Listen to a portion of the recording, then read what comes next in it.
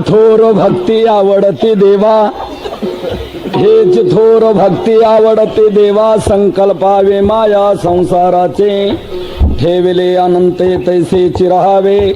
चित्ते असू द्यावे समाधान, वाहिल्या उद्वेग दुःखची केवळ. भोगणे ते फळ संचिताचे, ठेविले अनंते तैसेची राहावे. चित्ती असू द्यावे समाधान. तुका म्हणे घालू तयावरी भार, तुका म्हणे घालू तयावरी भार. वाहू हा संसार देवा पायी, ठेविले अनंते तैसेची राहावे. चित्ती असू द्यावे समाधान. विठ्ठल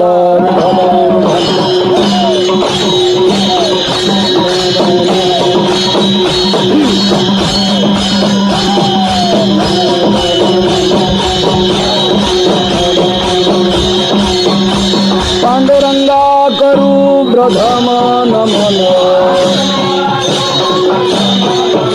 पांडुरंगा करू प्रथम नमन.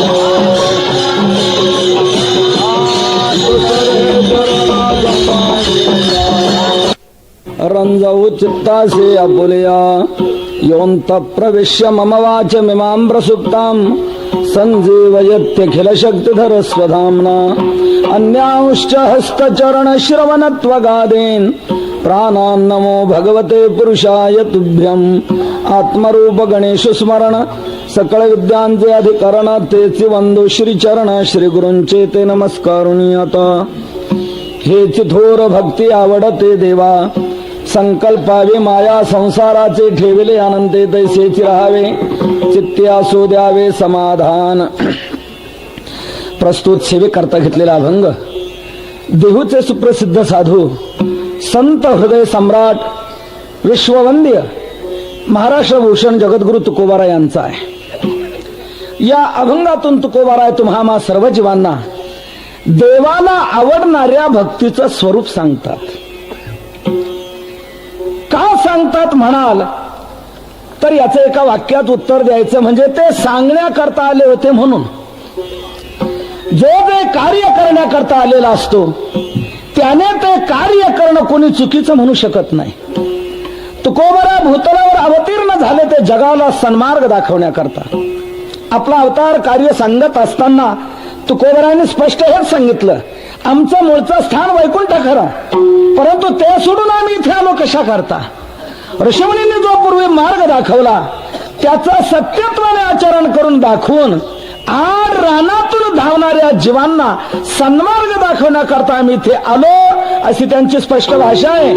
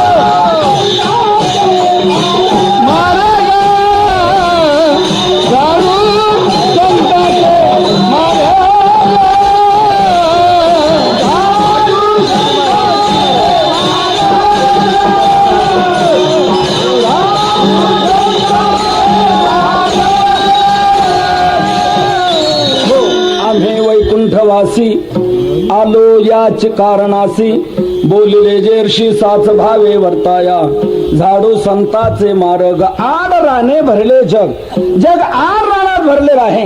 योग्य रस्ता त्यांना कळत नाही, तो रस्ता दाखवण्याकरता आम्ही इथे आलो. संत हे स्वतःहून या ठिकाणी आलेले असतात.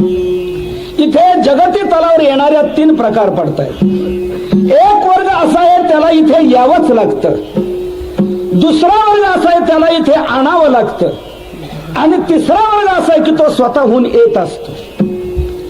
पहिला वर्ग यावंच लागतो तो तुम्हा जीवांचा. तुम्हा मला या ठिकाणी जन्माला यावंच लागतं, नाही म्हणून भागत नाही. का? कर्माची कमाई आपण भरपूर करून ठेवलेली आहे म्हणून. ते कर्म भोग दिल्याशिवाय नष्ट होत नाही, म्हणून आपलं उरलेलं कर्म भोगण्याकरता आपल्याला इथे जन्माला यावंच लागतं. माऊली सांगतायत अगा कर्मे जै उरावे तैतीही सुख दुःखी फळावे तया ते भोगावया यावे देहा एका यावे. ते उरलेलं कर्म भोगण्याकरता इथे जन्माला यावंच लागतं, कारण कर्म भोग दिल्याशिवाय नष्ट होत नसतं. अभुक्तं कर्म न क्षीयते, ज्या कर्माचा भोग झालेला नाही ते कर्म नष्ट होत नाही, ते अवश्य भोगावंच लागतं. अवश्यमेव भोक्तव्यम कृतं कर्म शुभाशुभम, केलेलं शुभाशुभ कर्म अवश्य भोगावंच लागतं, आणि ते कर्म भोगण्याकरता आपल्याला जन्माला इथे यावंच लागतं. हा एक वर्ग. कोणी म्हणेल आमचं पूर्वीचं कर्म तेच नेमकं आम्हाला मिळेल कशावरून? माझं तुम्हाला तुमचं यांना का जाणार नाही? ज्याचं त्यालाच कसं कर्म भोगायला येतं, याकरता महाभारतकार एक सुंदर दृष्टांत सांगतात. ते म्हणतात बघा, हजारो गायींचा कळप आहे, त्या गायी रानामध्ये चरतायत, त्यांची लहान वासरं घरी गोठ्यामध्ये खुंट्याला बांधलेली असतात. एक लहान वासरू सुटलं, धावत धावत ते रानात गेलं. हजारो गाय त्या ठिकाणी चरतायत. हे बागडत गेलेलं वासरू नेमकं जाईल कुठं? आपल्या आईजवळ. हजारो गाय मधून ते वासरू आपली आई शोधून काढतं आणि आईजवळ जातं. तसं आपलं पूर्वीचं कर्म आपल्या कर्त्याचा शोध करत येतं, मला निर्माण केले कोण, म्हणून आपलंच कर्म नेमकं आपल्याला भोगायला येतं. यथा धेनु सहस्रेषु वत्सो विंदती मातरम तथा पूर्वकृतं कर्म कर्तारम अनुगच्छति. हजारो गायमध्ये वत्स ज्याप्रमाणे आपल्या आईला मिळवतं, तसं आपलं पूर्वीचं कर्म आपल्या कर्त्याचा शोध करत येतं, आणि नेमकं आपलंच कर्म आपल्याला भोगायला मिळतं. म्हणून ते भोगण्याकरता आपल्याला जन्माला इथे यावंच लागतं. हा एक वर्ग झाला इथला. दुसरा वर्ग असा आहे की त्याला इथे आणावं लागतं. या वर्गातला आहे देव. देवाला इथे आणावं लागतं, कारण देवाचं मूळ स्वरूप आहे निर्गुण निराकार, अव्यक्त निराकार नाही जे आकार. अशब्दम अस्पर्शम अरूपम अव्ययम तथा रसम नित्यम अगंधवच्चय, हे त्याचं मूळ स्वरूप आहे. परंतु जेव्हा जगतात विषम परिस्थिती निर्माण होते, धर्माचा ऱ्हास होतो, अधर्म वाढला जातो, तो भार पृथ्वीला सहन होत नाही, ती वत्सरूप धारण करते, ब्रह्मदेवाकडे जाते. ब्रह्मा इंद्र शंकर बरोबर जातात, भगवंताची प्रार्थना करतात की देव आपल्याला आता या स्थितीत राहून जमायचं नाही, तुम्ही सगुण साकार व्हा आणि या पृथ्वीला भारापासून सोडवा. असा सर्व संत देव ऋषी हट्ट धरतात, आग्रह धरतात आणि देवाला बळच रूपाला आणतात. आणिला ही रूपाबळी करुणी खळे हरिदासी. हरिदासांनी खळ धरला, हट्ट धरला आणि भगवंताला बळच रूपाला आणलं. आणला शब्द आहे. अहो, पंढरीला तरी पांडुरंग परमात्मा स्वतःहून आला का? नाही. त्याला तिथे आणण्याकरता पुंडलिकरांनी दीर्घकाल महान तपश्चर्या केली. म्हणून तर सर्व संत अगोदर पुंडलिकाचे उपकार मानतात की तू फार चांगलं केलं. धन्य पुंडलिका बहु बरे केले, निधान आणिले पंढरी. आणिले शब्द आहे. वैकुंठीचा देव आणिला भूतळा, धन्य तो आगळा पुंडलिक. आणिली पंढरपूर पाटण, पुंडलिक भक्तराज तेने साधेले काज, वैकुंठीचे निज परब्रह्म आणिले. कुंडलिके थारा देऊने आणले या चोरा. असं असे कितीतरी प्रमाण आहेत की देवानं असं इथे आणलेलं आहे. आपल्याला एक गोकुळातली गंमत सांगतो. एक गवळण पहाटे जागी झाली. जागी झाल्यानंतर ती विचार करू लागली की सध्या चोरांचा सुळसुळाट फार झालेला आहे. न जाणं आपल्या इथे चोरी झाली नसेल कशावरून, शोध तरी घेऊन पाहावं म्हणून शोध घ्यायला लागली. तर शोधता शोधता तिच्या लक्षात आलं की आपल्या इथे नक्की चोरी झाली. कशावरून लक्षात आलं? ज्या दुधाणीमध्ये तिने रात्री माल साठवून ठेवलेला होता ती दुधाणी तिला जशीच्या तशी दिसली नाही. ती तिला पालथी दिसून आली. पहाती गवळणी तवती पालथी दुधाणी. दुधाणी पालथी कशी झाली? जडामध्ये स्वतः बदल होत नसतो. जडामध्ये कार्यकारित्व नसतं. जडामध्ये बदल घडवण्याकरता कोणीतरी चेतन असावा लागतो. ही उताणी घागर जिच्यात मी माल साठवून ठेवलेला होता ती पालथी कशी झाली? याचा अर्थ चोर शिरला, त्याने माझ्या दुधाणीतला माल खाल्ला आणि दुधाने पालथी घातली. आता चोरी झाली असं लक्षात आल्यानंतर माणसं ध्यान लावून बसतात का? आरडाओरडा सुरू केला. शेजारणी धावून आले, अगं रंगूबाई झालं काय? झालं काय? चोरी झाली. कशावरून? बघा ही दुधाणी. ती म्हणते बरोबर आहे, पण तुला संशय कोणाचा येतो? ती म्हणते चोर माझ्या लक्षात आलाय. म्हणते नंदाची पोरे आजी चोरी केली खरे. नंदाच्या पोराने ही चोरी केलेली आहे. तू टिंगलीने म्हणते का काय? नाही, खरे आजी चोरी केली खरे. खरोखर त्याने चोरी केलेली आहे. त्यावेळेला बाकीच्या गवळणी म्हणू लागल्या, अगं बाई जरा तोंड सांभाळून बोल. नाव घेते कोणाचं? नंदाचा मुलगा, राजाचा मुलगा, मोठी माणसं, आणि तू त्यांना चोर म्हणते? ही म्हणू लागली, बाई तुम्हाला माहित नाही, सध्या मोठे लोकच फार चोऱ्या करतायत. त्यांच्या चोरीला फक्त चोरी हे नाव द्यायचं नाही. कोट्यवधी रुपयाच्या चोऱ्या, परंतु अजूनही ते चोर म्हणून सिद्ध झालेले नाहीत. विठ्ठला झाला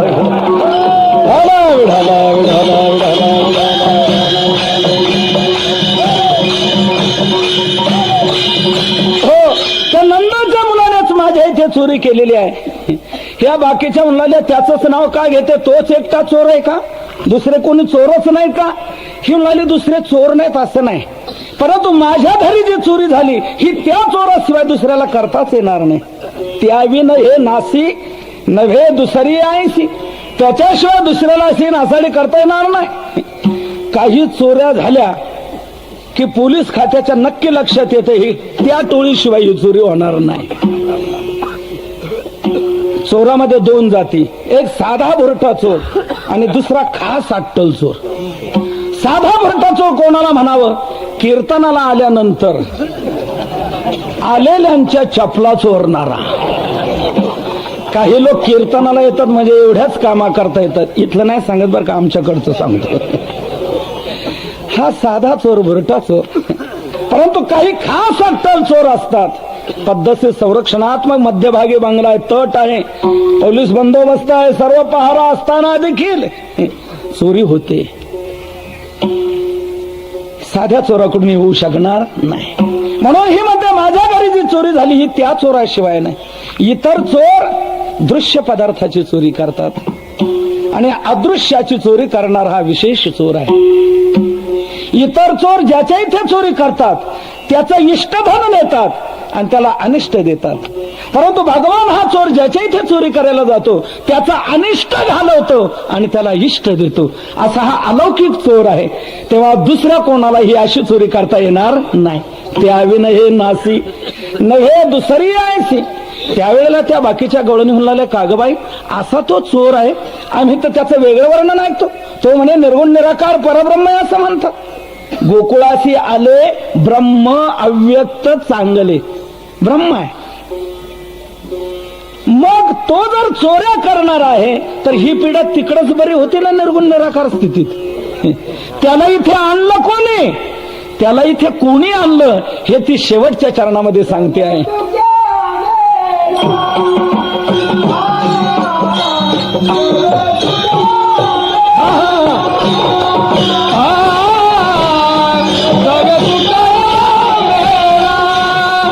Ah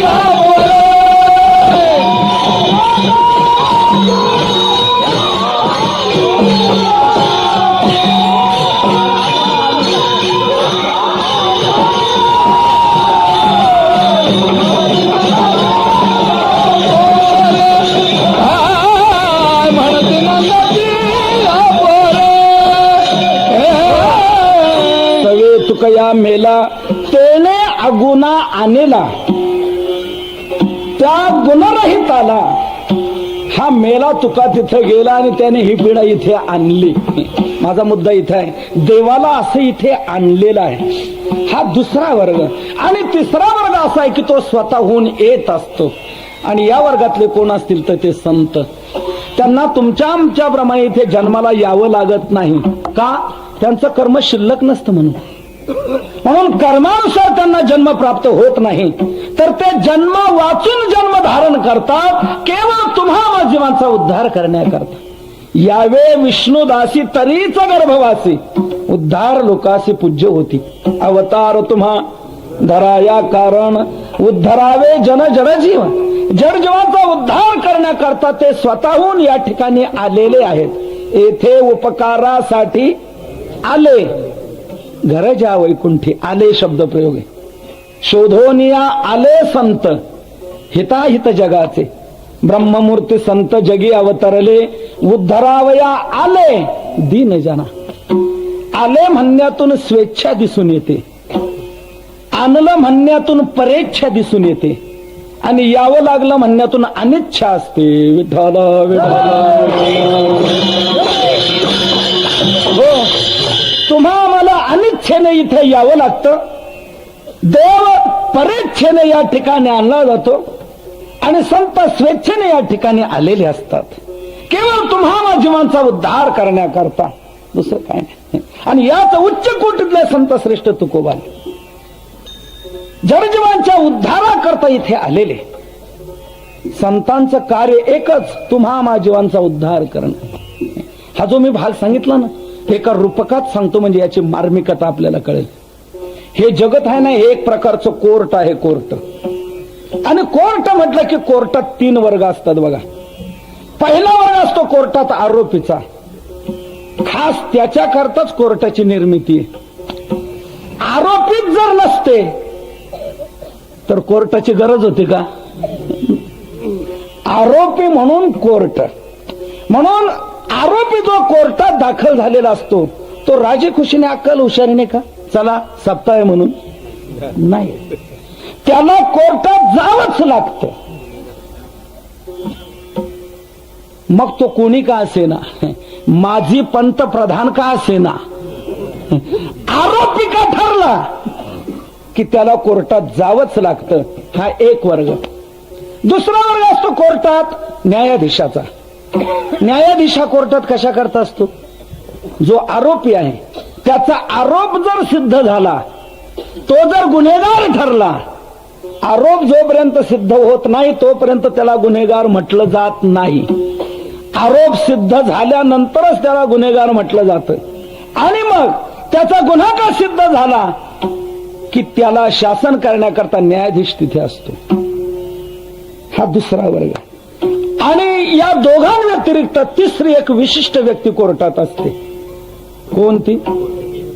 वकील साहेब. वकील. वकील हा कोर्टात कशा करता असतो?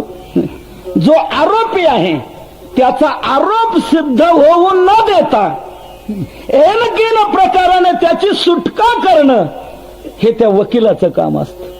मग वाया गेलेली केस जरी असली तरी अमुक कलम, त्यातलं पोट कलम, त्यातला ड विभाग, त्यानुसार आमचा आरोपी दोषी ठरू शकत नाही. सबब याची निर्दोष मुक्तता करण्यात शेवटपर्यंत टोकात प्रयत्न करतात आणि त्याची मुक्तता करतात. तसं हे जगत आहे एक प्रकारचं कोर्ट. तुम्ही आम्ही जीव आहोत या कोर्टातले आरोपी. आपण आपल्या कर्माचा झाडा देण्याकरता या जगतरूपी कोर्टात दाखल झालो. या कोर्टातला न्यायाधीश आहे परमात्मा. तो ज्याचं ज्याचं जसं कर्म असेल त्या कर्मानुसार त्याला फल देत असतो. आणि या कोर्टातले वकील आहेत संत. तुम्ही आम्ही ज्या वाया गेलेल्या केसी, आपला उद्धार कसा होईल हे या संत रूपी वकिलांचं काम. मग ते शेवटपर्यंत आटोकाट प्रयत्न करतात आणि त्याची मुक्तता करतात. मला सांगा, वाल्हा कोळी साधी वाया गेलेली केस होती का? तितका कोणीच नाही. परंतु अशाचाही नारद रूपी वकिलांनी उद्धार केला. वाल्याचा वाल्मिक ऋषी बनवला. संत या कार्याकरता या ठिकाणी अवतीर्ण होतात. आणि याच उच्च कोटीतले संत श्रेष्ठ तुकोबाला ते म्हणतात आम्ही देखील याच कारणाकरता इथे आलो याच कारणास आलो म्हणे तुका आम्ही नामाचा धारक उजळावया आलो वाटा खरा खोटा निवाडा. कशा करता महाराज जीव आड रानातून धावतायत. योग्य रस्ता त्यांना कळत नाही, तो रस्ता दाखवण्याकरता आम्ही इथे आलो. महाराजांनी रस्ता तरी कोणता दाखवला? त्यांनी रस्ता दाखवला तो भक्तीचा. तुकोबरा म्हणतात आम्ही भक्तीचा डांगोरा पिटू भक्तीचा डांगोरा. भक्ती हेच साधन, भक्ती हीच वाट तुम्ही धरा असं तुकोबरा लोकांना सांगू लागले. अन्य वाटांकडे जाऊच नका. का बरं? तुकोबरा म्हणतात त्याचं कारण आहे सर्व वाटांना कलियुगात झालाय टीबी, क्षयरोग झालेला आहे. अवघ्या वाटा झाल्या क्षीण, कली न घडे साधन, उचित विधी विधान न कळे न घडे सर्वथा भक्तिपंथ बहु सोपा. अन्य सर्व वाटांना कलियुगात टीबी झालाय. मी म्हटलंय त्याचं कारण तुकोबरा म्हणता अवघ्या वाटा झाल्या क्षीण झाल्या म्हणून मी टीबी म्हटलं. कलियुगात त्यांचं साधन घडू शकत नाही. का घडू शकत नाही? साधन घडण्याकरता पहिल्यांदा त्यातला विधी कळावा लागतो. मुळात विधीच कळत नाही. उचित विधी विधान न कळे, कळलं तरी न घडे आणि घडलं तरी सर्वथा न घडे. म्हणून अन्य वाटा ज्या आहेत त्या उपयोगाच्या नाहीत, तर भक्तिपंथ बहु सोपा. भक्तिपंथ, भक्तीची वाट ही सोपी वाट आहे, सर्वांना जाता येण्यासारखी आहे आणि निश्चित मुक्कामाला पोहोचवणारी आहे. इतर काही वाटा आहेत त्या मुळात कळतच नाही आणि काही वाटा झेपत नाहीत.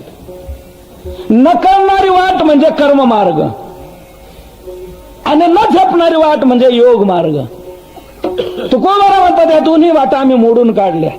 मोडून या वाटा सूक्ष्म दुस्तर केला राज्य भार चाले ऐसा. अशी वाट ती कोणती दाखवली? भक्तीची. तुकोबरा गावोगाव प्रचारदारा करू लागले बाबांनो भक्ती करा, भक्ती करा, अन्य मार्गाकडे जाऊ नका, भक्तीच करा असा आग्रहाने लोकांना सांगू लागले. काही लोक म्हणू लागले महाराज तुम्ही आम्हाला भक्ती करायला सांगता, ठीक आहे, पण त्या भक्तीचा उपयोग काय सांगा आम्हाला.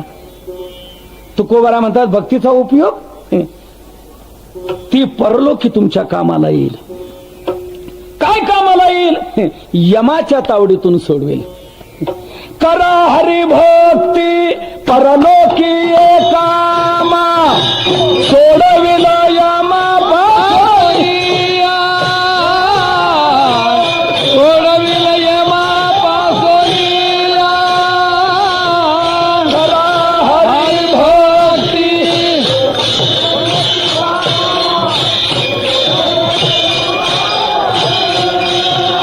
पासोनिया, सोडविल यमा पासोनिया. हो, करा हरिभक्ती परलोकी कामा. परलोकी तुमच्या कामाला येईल. काय कामाला येईल? सोडविल यमापासून. यमापासून ती तुम्हाला सोडवेल. यमापासून सोडवणारं दुसरं काहीच नाही. फक्त आपण जर भक्ती या जीवनात केली असेल तरच यमापासून आपली सुटका होऊ शकते. ज्या वेळेला आपलं आयुष्य संपतं त्यावेळेला यमदूत आपल्याला घेऊन जातात आणि यमाच्या समोर उभं करतात.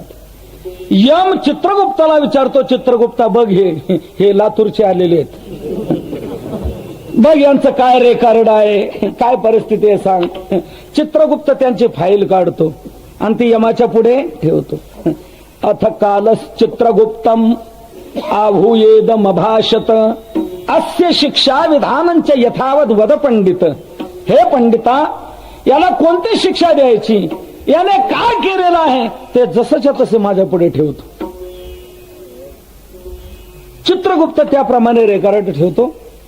यमराज ते सर्व तपासून पाहतात आणि त्याला शेवटी जाब विचारतात, अरे तुला लातूर शहरामध्ये जन्म दिला की जिथे परमार्थाचं वातावरण अगदी भरपूर आहे, अनेक सप्ताह, अनेक कार्यक्रम, नेहमी भजन कीर्तन आदी सर्व होत आहेत, अशा परिसरात तुला जन्म दिला आणि तू कधी कीर्तनाला गेला नाहीस, कधी भगवंताच्या दर्शनाला गेला नाही, कधी वारी केली नाही, आई वडिलांची सेवा केली नाही, समाजाची दीनदुःखिताची सेवा केली नाही, शरीर परोपकाराकरता तू वेचला नाही, आणि नको ते वाईट करत राहिला, भलतं पित राहिला, भलतं खात राहिला, भलतं काय करत राहिलाच नाही का, यम त्याला जाब विचारतो.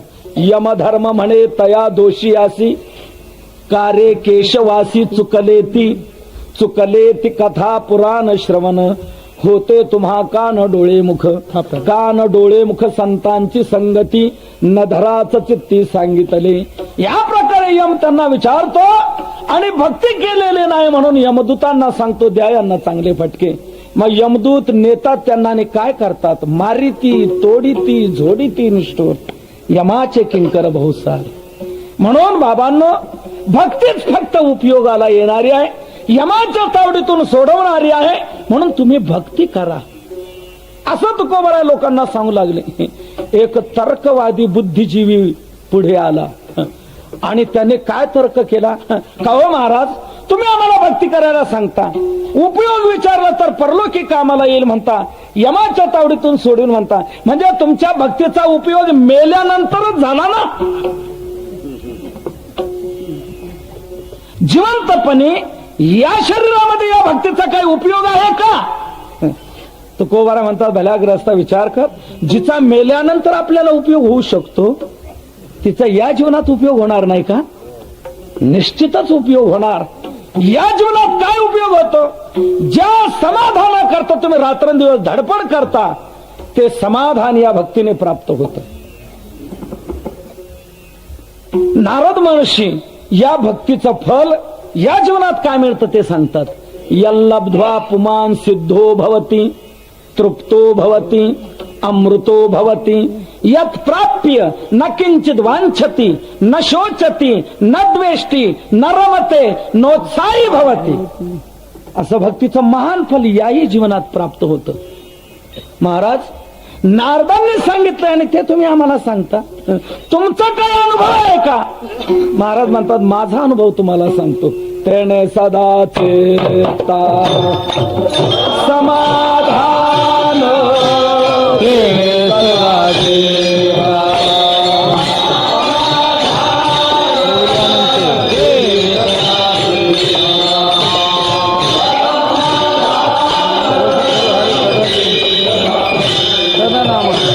सदा नाम घोष करू हरि का.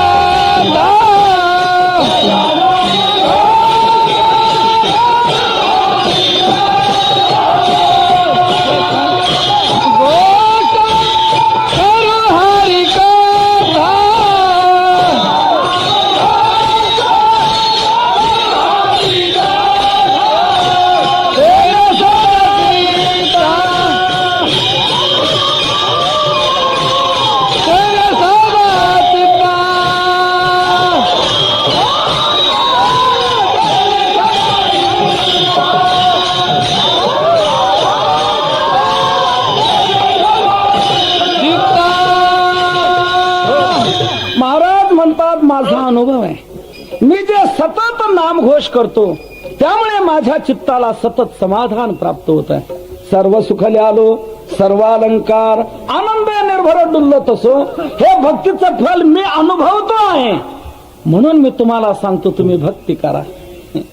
आजपर्यंत तुम्ही किती प्रयत्न केलेले आहेत या संसारामध्ये, परंतु समाधान तुम्हाला का मिळू शकलं नाही.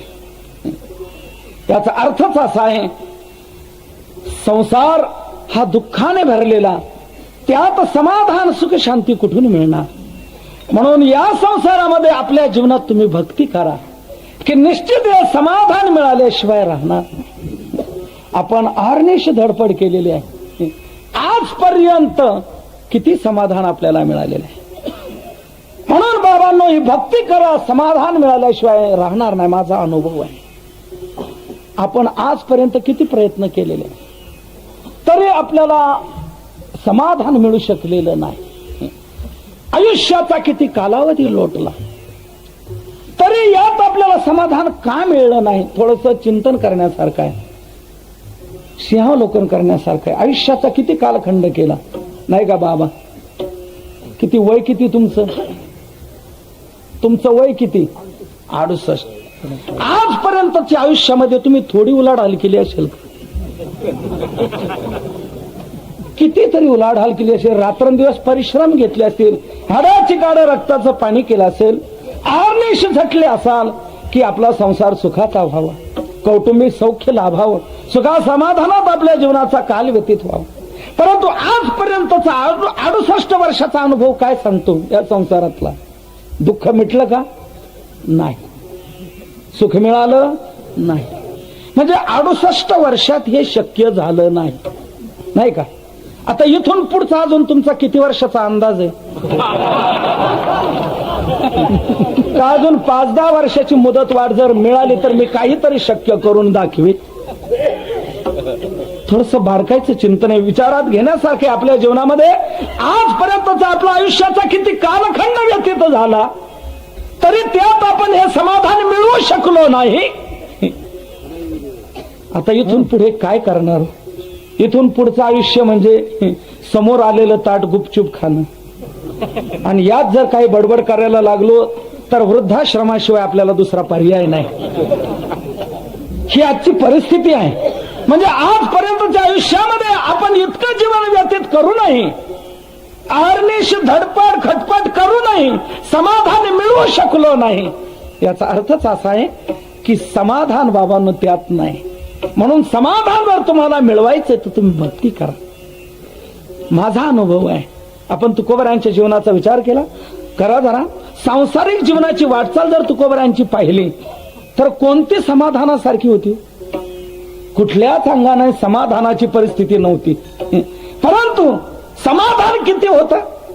ब्रह्मादि देवाला लाजवील असे ते समाधान होतं. आनंदाचे डोही आनंद तरंग, आनंदाची अंग आनंदाची, आनंदाच्या कोटी साठवल्या आम्हा पोटी. किती आनंद!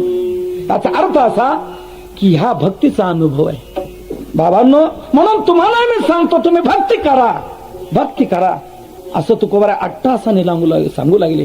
बरेच लोक भक्ती मार्गाला दिसून आले. काही कालानंतर तुकोबरायांनी विचार केला, आपण ज्या मार्गाचा प्रचार केला, प्रसार केला, त्याची फेर तपासणी करून पाहू. पुन्हा पुन्हा फिरत राहावं लागतं, पुन्हा पुन्हा फेरी द्यावी लागते. नाहीतर काय परिस्थिती होईल सांगता येत नाही. सारखं लक्ष द्यावं लागतं, पुन्हा पुन्हा फेरी द्यावी लागते. निदान आदल्या दिवसाची फेरी तर फार महत्वाची असते. आदल्या रात्रीची फेरी ही खरी कसून फेरी व्हायला पाहिजे, कारण त्या रात्रीत सगळी उलाढाल होत असते. आता तुमच्या लक्षात आलं, जास्त विस्तार करण्याचं कारण नाही. पुन्हा पुन्हा फिरणे, फेर तपासणी करायला पाहिजे, पुन्हा पुन्हा पाहायला पाहिजे वातावरण काय आहे. बदलवलं तर नाही ना कुणी, फिरवलं तर नाही ना, फोडलं तर नाही ना, हे सगळं पाहावं लागतं. म्हणून शेवटपर्यंत फेर तपासणी करावी लागते. तुकोबराने विचार केला, ज्या मार्गाचा आपण प्रसार केला त्याची तपासणी करून पाहावी. किती लोक मार्गाला लागलेले आहेत, कोणाकोणाला समाधान कसं मिळाले. म्हणून तुकोबराय पुन्हा फिरत फिरत लातूरला आले. मंडप दिसला, लाइटिंग दिसली, टाळाचा आवाज कानावर आला, भजन चालताना दिसून आलं, मंदिर दिसून आले, परमार्थ करताना लोक तुकोबरांना दिसून आले. परंतु जवळून ज्या वेळेला तुकोबरांनी लोकांना पाहिलं त्यावेळेला लोकांचा चेहरा तुकोबरांना असा दिसून आला की जणू काय कोणाला पोचूनच आलेत. कुठं? स्टँडवर नव, स्मशानात. असा सुटकी चेहरा, व्यथित चेहरा तुकोबरांना दिसून आला. फोडिली गोवरी ऐसी दिसे तोंडावरी. त्यावेळेला तुकोबराय म्हणू लागले, का रे बाबांनो, तुम्ही भक्ती तर करताना दिसता पण समाधान तर काही दिसत नाही, काय आहे काय? लोक म्हणाले, महाराज तुम्ही देऊचे तुकाराम महाराज? हो, बरं झालं, आम्ही तुमचीच वाट पाहत होतो. मागच्या वेळेला तुम्ही आमच्या गावी आलात आणि आम्हाला सांगितलं भक्ती करा, समाधान मिळतं. नारदांनी सांगितलंय, आम्ही अनुभवलंय, म्हणून तुम्ही आम्हाला सांगितलं. त्या दृष्टीने आम्ही भक्ती मार्गाला लागलो, भजनी मंडळ स्थापन केलं, नगरला जाऊन टाळ आणले, पंढरपुराहून विना आणला, पखवाज आणला, सर्व आम्ही सुरू केलं. परंतु तुम्ही जे समाधान दाखवलं होतं ते काय आम्हाला अजून मिळालं नाही. तेव्हा आम्ही वाटच पाहत होतो की ते थाप मारणारे महाराज कधी मिळतील.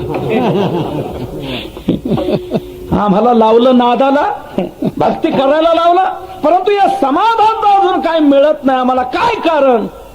तुकोबाराय म्हणतात बाबांनो मिळायलाच पाहिजे समाधान, भक्ती करताना समाधान मिळायलाच पाहिजे. नारदांनी सांगितलं, आम्ही अनुभवलं, म्हणून तुम्हाला मिळायलाच पाहिजे. लोक म्हणाले आमचा अनुभव सांगतो की आम्हाला मिळत नाही. तुकोबाराय म्हणतात मग भक्ती करूनही जर तुम्हाला समाधान मिळत नसेल तर शास्त्राचा एक अबाधित सिद्धांत आहे की साध्य जर प्राप्त होत नसेल तर साधन चुकतंय हे मानावं लागतं. साधन निर्दोष व्हायला हवं, साधन बिनचूक व्हायला हवं, मग साध्याची प्राप्ती होईल. जर साधन करूनही साध्याची प्राप्ती होत नसेल तर हे निर्विवाद त्रिवार सत्य आहे की साधन आपलं चुकतंय.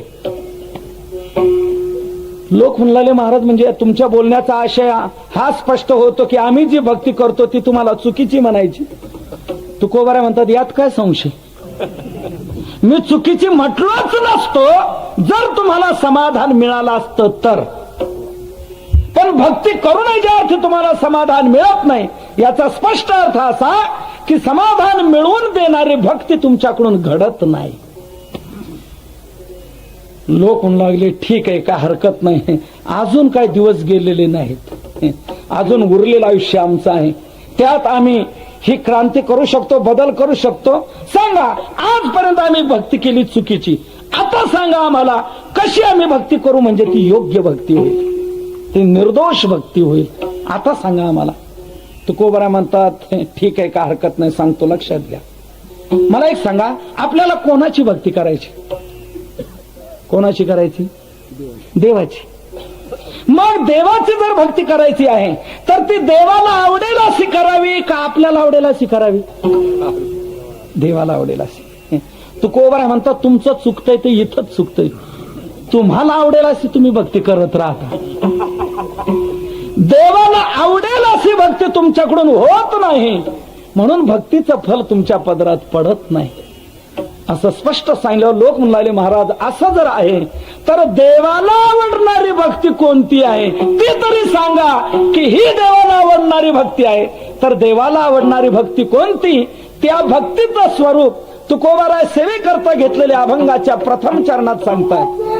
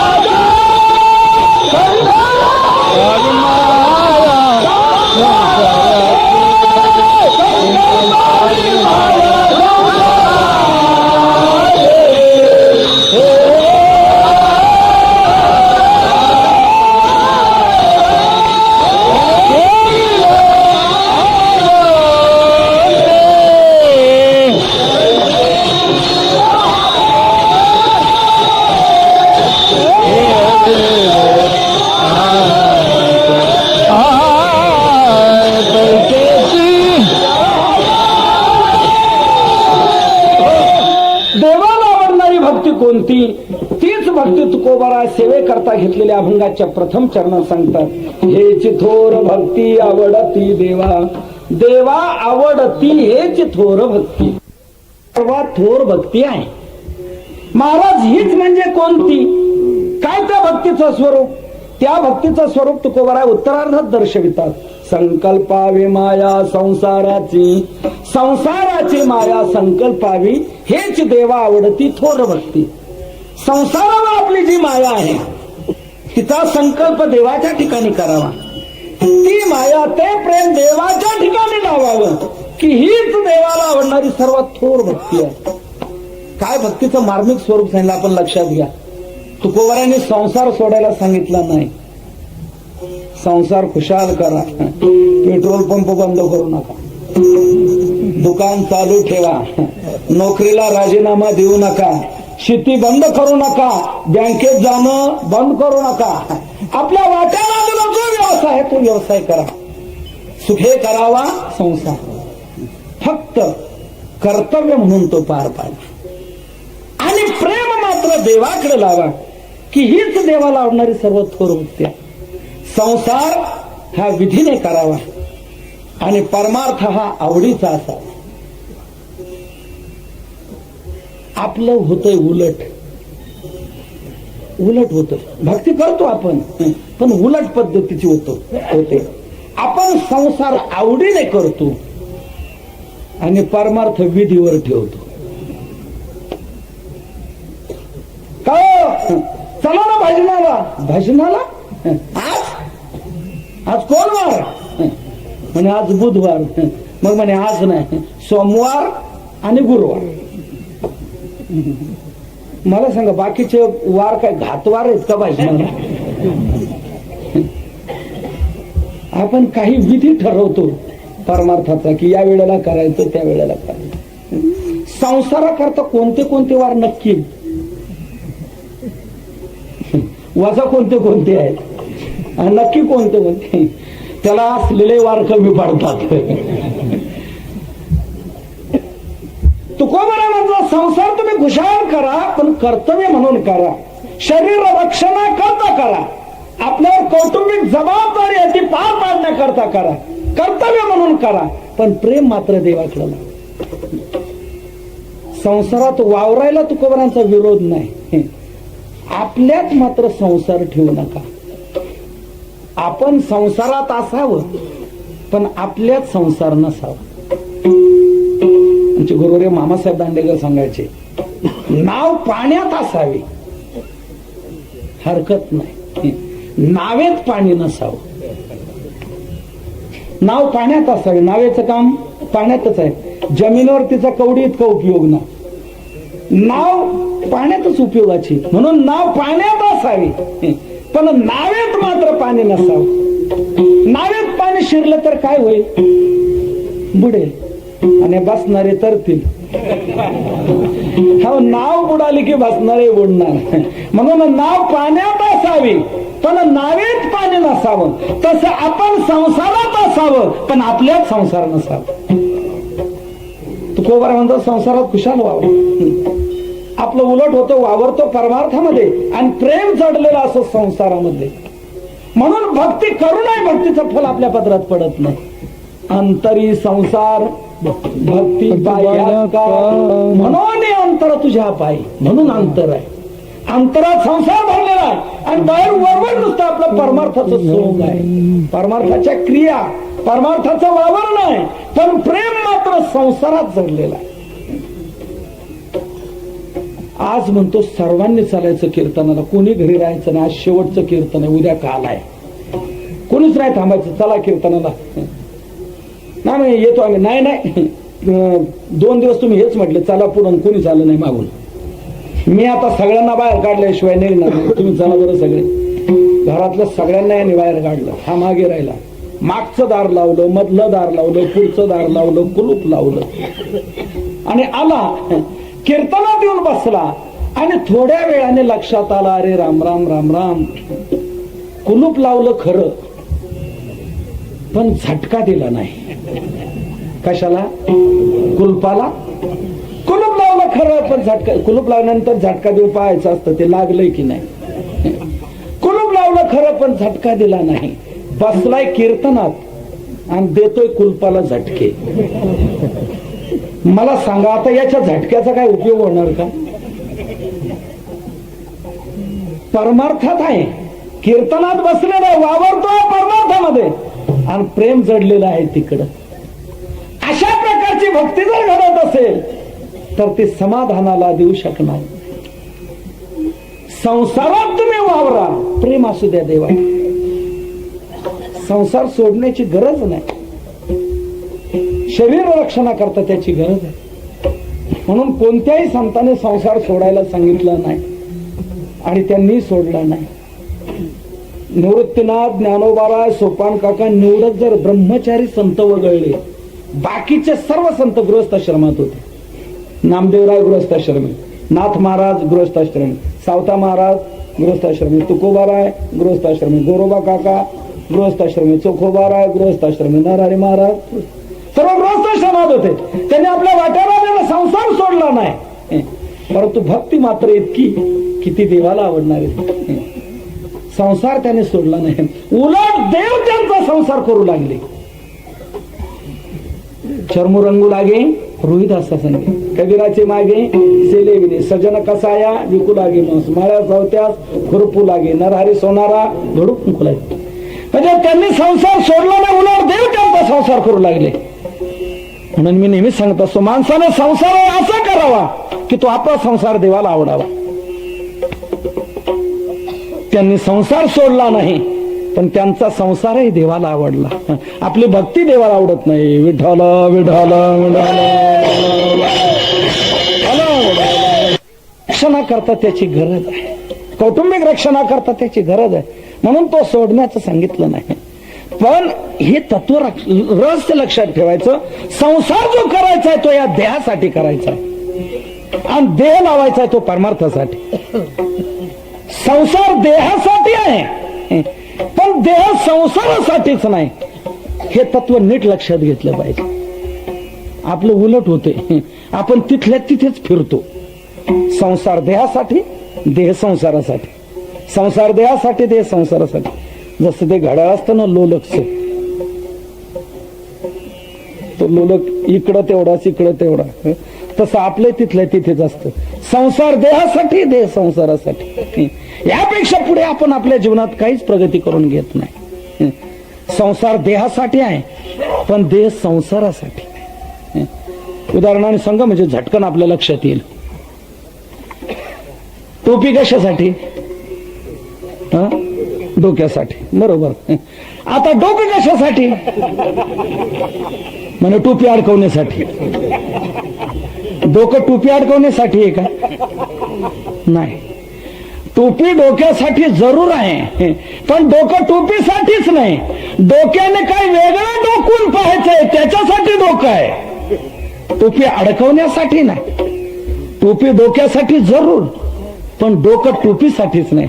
तसं संसार देहासाठी जरूर आहे, पण देह संसारासाठीच नाही. या देहातून आपल्याला परमार्थ साधवायचा आहे. संसार फक्त या देहासाठी आपल्याला करायचा.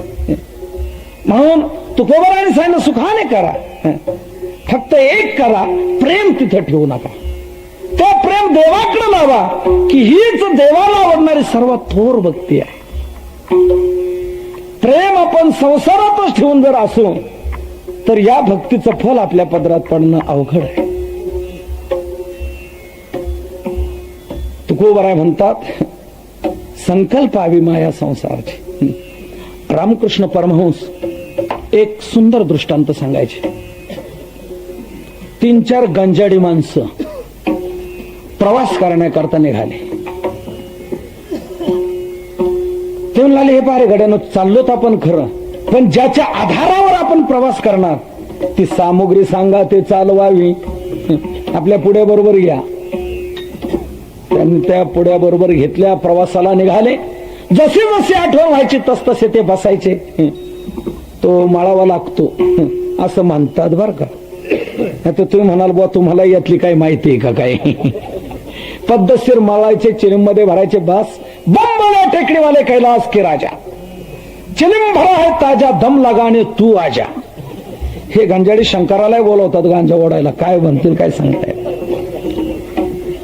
दम मारायचे, पुढे चालायचे. त्यांना ज्या गावाला जायचं होतं ते गाव होतं नदीच्या पलीकडे. काठावर आले तर म्हणाले का आता थोडंसं राहिलं, एकदा दम मारा. पुन्हा दम मारला, निघाले, धोतरवर सावरलं, पाण्यात शिरले. तिथे ग्रस्त होता तो म्हणाला का चाललात कुठे? म्हणे पलीकडे चाललो, आम्हाला त्या गावाला जायचंय, आमच्या पाहुणे आहेत तिथे. आणि मग धोतरवर सावरून चालला. मग म्हणे भिजू देऊ काय? तो ग्रस्त म्हणाला हो या नदीत पुढे 2 पुरुषापेक्षा खोल पाणी आहे आणि तुम्ही नुसतं धोतरवर सावरून चाललात, काय उपयोग काय होणार? तुम्हाला पोहता येतंय का? ते म्हणाले पोहता म्हणजे काय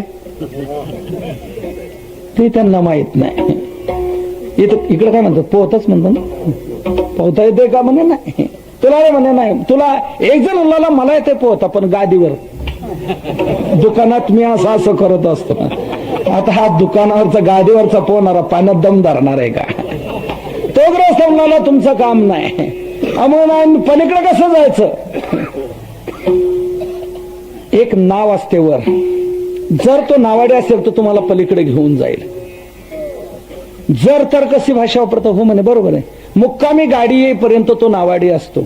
मुक्कामी गाडीतले लोक का आले की त्यांना पलीकडच्या काठावर तो नेऊन सोडतो, त्याचे नाव पुन्हा इकडे आणून ठेवतो की तो घरी जात असतो. त्या मुक्कामी गाडीपर्यंत मात्र तो नक्की थांबतो. ती जर गेली नसेल तर तुम्हाला मात्र जमू शकेल. निघाले, चला चला. संध्याकाळ झालेली होती. पण म्हणे एखाद्या वेळेला जाईल तरी हाक तरी मारा. ओ नावाडी बाबा, हाक मारतायत. पण नेमका प्रकार तसा घडला होता. गाडी येऊन गेली होती, त्या नावाड्याने लोकांना पलीकडे नेऊनही सोडलं होतं. आपले नाव अलीकडच्या काठावर आणून त्या नावेचा दोर काढून काठावरच्या लिंबाच्या झाडाला बांधूनही टाकला होता ते नाव. ते वल्ले आड बदलणं पण तो घरी निघून गेला होता. आणि हाक मारतायत, ओ नावाडी दादा. आता नाही तो कुठून देणार? ते म्हणला काय रे भानगड, त्याने फसवलं तर नाही? तिसरा म्हणला नाही रे तसं नसेल. निदान बारकाईने बघा रे, काय नाव तरी दिसते का? आता अंधकार झाला होता संध्याकाळची वेळ. जरा जरा दिसायला लागलं म्हणे, हालताना दिसते काहीतरी पाण्यावर बर का, नाव असावी म्हणे. चौथा म्हणला अरे पण नावाडी. पहिला म्हणतो अरे नसे ना नावाडी, नाव तर आहे ना, आपण मारू म्हणे, त्यात काय अवघड आहे? बर म्हणे. ते आले, नाव होती पण नावाडी नाही. आता काय करायचं म्हणे, चला आपण मारू म्हणे वल्ले, त्यात काय अवघड आहे? त्यांनी म्हणे वल्ले इथेच कुठे असतील. एका बाजूला कोप होती, एक झोपडी बांधलेली, त्याच्यात पाहिलं तर ते सापडले. घेतलं, नावेमध्ये बसले. ते म्हणाले हे पारे आपली काय प्रॅक्टिस नाही, पहिला प्रयोग आहे आपला, आपण पाळीपाळीने करूया. आम्ही दोघे आता मारतो. ते दोघींना वल्ले मारू लागले. 8 वाजले, 9 वाजले, रात्रीचे 10 वाजले, पण पलीकडचा काठ काय त्यांना लागेना. ते लागले आम्ही थकलो रे गाड्या, आता तुम्ही मारावं. ते दुसरे दोघे जण बसले, ते जोर जोराने वल्ले मारू लागले. 11, 12, 1 वाजले, पलीकडचा काठ नाही. ते म्हणाले भानगड काय रे, किती रात्र झाली, अर्धी रात्र झाली तरी अजून आपल्याला पलीकडचा काठ लागेल. तिसरा म्हणला अरे हा विचार करणं मूर्खपणाचा आहे, मारत राहा, कधी ना कधीतरी पोहोचू. काय वर पाऊस पडला असेल, सध्या पाऊस काय भानावर नाही, कधी पडतो कधी पण, काय सांगता येते. पाऊस पडला असेल, महापूर आला असेल, मारत राहा. पुन्हा मारतायत. अख्खी रात्र गेली त्यांची वल्ले मारण्यात, पण पलीकडचा काठ काय नाही. सकाळ झाली, जरा जरा दिसायला लागलं. ते म्हणाले का रे अजून बरंच पाणी तोडायचं राहिले. पण म्हणे रात्रभरात आपण किती पाणी तोडून आलो. म्हणून या बाजूला वळून पाहिलं तर संध्याकाळी जिथे बसले होते तिथेच, थोडेही हल्ले नाही. रात्रभर वल्ले मारून जागच्या जागीच का राहिले आपल्या ध्यानात आलं असेल कदाचित. हा शाबास, नावेमध्ये बसले, वल्ले मारले नाही, मारू लागले. परंतु त्या नावाड्याने नावेचा दोर जो काठावरच्या लिंबाच्या झाडाला बांधला होता तो या पट्ट्यांनी सोडलाच नाही ना. तो दोर सोडला नाही आणि वल्ले मारत राहिले. मला सांगा हे कधी पलीकडच्या काठाला जातील? कधीच नाही. फक्त एकच मार्ग आहे, दोर सोडावा आणि मग वल्ले मारा. माफ करा बर का, त्यांना नका हसू. तुमची आमची तीच परिस्थिती झालेली आहे. आपण देखील समाधानाचा पलीकडचा काठ मिळण्याकरता या भक्तिरूपी नौकेचा आश्रय केला आणि आपण वल्हे मारू लागलो. पहिलं वल्ल मारलं, प्यायची बंद केली. दुसरं वल्ल मारलं, माळ घातली. तिसरं वल्ल मारलं, कीर्तनाला जाऊ लागला. चौथं वल्ल मारलं, वारी सुरू केली. पाचवं वल्ल मारलं, नित्यनेम सुरू केला. रात्रंदिवस परमार्थाचं आपण वल्ल मारणं करतोय, परंतु समाधानाचा पलीकडचा काठ काय आपल्याला मिळत नाही का?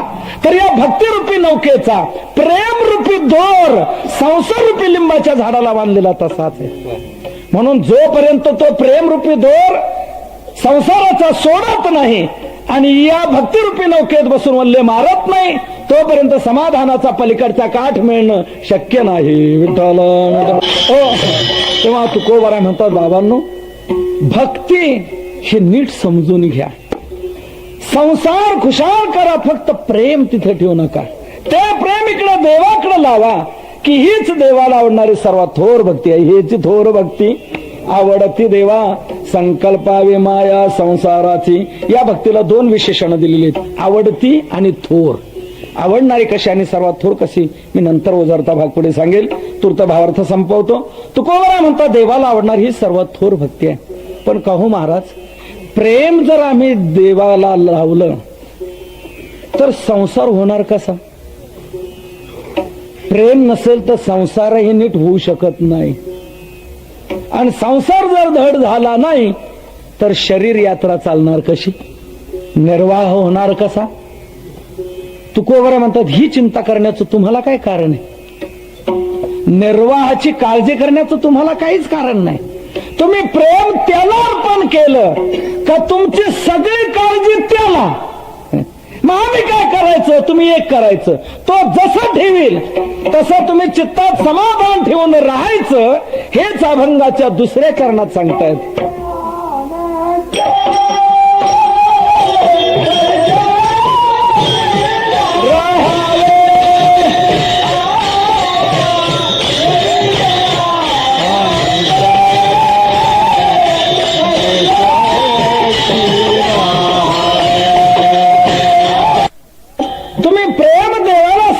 केल्यानंतर तुम्हाला काळजी करण्याचं काही कारण नाही. तुमची सगळी काळजी त्या देवाला. तुम्ही फक्त एकच करायचं, तो जसं ठेवील तसं चित्तात समाधान ठेवून राहायचं. कोणी म्हणेल आम्ही कुठे असणार, त्याला कसं काय कळणार? तुकोबाराय म्हणतात, तो अनंत आहे, ठेविले अनंते. अनंत कोणाला म्हणतात? ज्याचा देशाने नाश नाही, ज्याचा कालाने नाश नाही आणि ज्याचा वस्तूने नाश नाही. तो व्यापक असल्यामुळे त्याचा देशाने नाश नाही, तो नित्य असल्यामुळे त्याचा कालाने नाश नाही आणि सर्वात्मा असल्यामुळे वस्तूने त्याचा नाश नाही. नव्यापित्वा देशतोंतो नित्यत्वान नापि कालतः न वस्तुतोपि सार्वात्म्यात अनंत्यम ब्रह्मणि त्रिधा. म्हणून तो सर्व देशात आहे, सर्व काली आहे आणि सर्व वस्तुरूप आहे. म्हणून तुम्ही कोणत्याही देशात जरी असला त्याच्या लक्षात येणार, तुम्ही कोणत्याही कालात जरी असला तरी त्याच्या लक्षात येणार. म्हणून तुकोबाराय म्हणतात, तो सर्व तुमची दखल घेणार आहे. तुम्हाला काळजी करण्याचं काही कारण नाही. जो सर्वांचा सांभाळ करतो तो तुमचा करणार नाही का?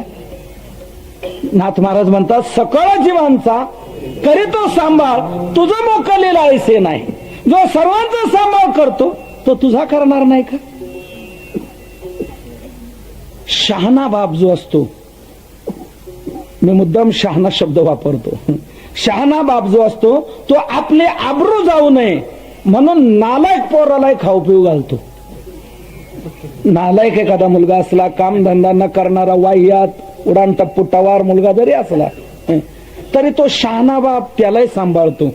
त्याला सांगतो, बाळ्या तुला काय पाहिजे ते मला मागून घ्यायचं, पण इथे घरात मर, बाहेर कुठं जायचं नाही, कोणापुढे हात पसरायचा नाही, काम करू नको, दुकानावर जाऊ नको, काही करू नको, इथे घरात राहा, तुला सर्व पुरवायची माझी तयारी आहे, पण कोणाकडे जाऊ नको, हात पसरू नको, कोणाला काय म्हणू.